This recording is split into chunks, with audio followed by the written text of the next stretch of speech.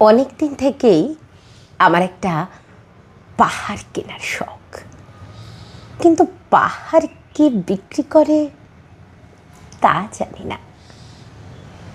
যদি তার দেখা পেতাম, দামের জন্য আটকাতো না। আমার আমার নিজস্ব একটা নদী আছে, সেটা দিয়ে দিতাম পাহাড়টার বদলে। কে না জানে পাহাড়ের চেয়ে নদীর দামই বেশি। পাহাড় স্থানু, নদী বহমান। তবু তবু আমি নদীর বদলে পাহাড়টাই কিনতাম, কারণ কারণ আমি ঠকতে চাই।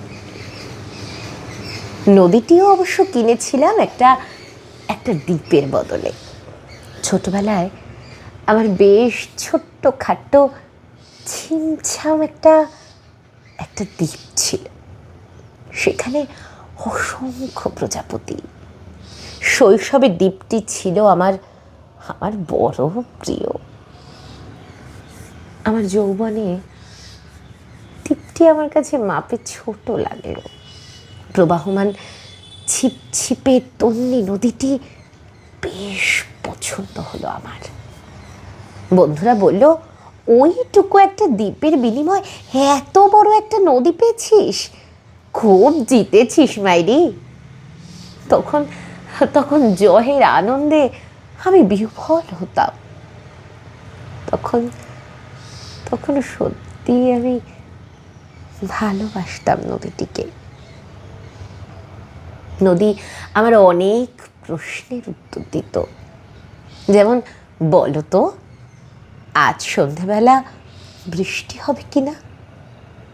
সে বলতো, আজ এখানে দক্ষিণ গরম হাওয়া, শুধু একটা ছোট্ট দ্বীপে বৃষ্টি।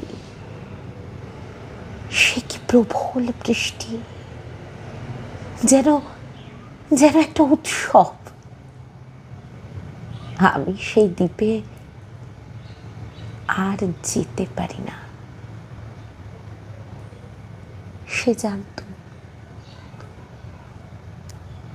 সবাই জানে,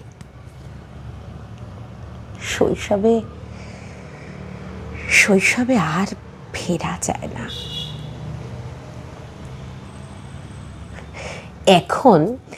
এখন আমি একটা পাহাড় কিনতে চাই। সেই পাহাড়ের পায়ের কাছে থাকবে গহন অরণ্য। আমি সেই অরণ্য পার হয়ে যাব। তারপর শুধু রুক্ষ কঠিন পাহাড়, একেবারে চূড়ায় মাথার খুব কাছে আকাশ, নিচে বিপুলা পৃথিবী, চরাচরে তীব্র নির্জনতা। আমার কণ্ঠস্বর সেখানে কেউ শুনতে পাবে না। আমি ঈশ্বর মানি না, তিনি আমার মাথার কাছে ঝুঁকে দাঁড়াবেন না। আমি শুধু 10 দিককে উদ্দেশ্য করে বলবো, প্রত্যেক মানুষই অহংকারী। এখানে আমি একা। এখানে আমার কোনো অহংকার নেই। এখানে জয়ী হবার বদলে ক্ষমা চাইতে ভালো লাগে। হে 10 দিক, আমি কোনো দোষ করিনি। আমাকে ক্ষমা করো।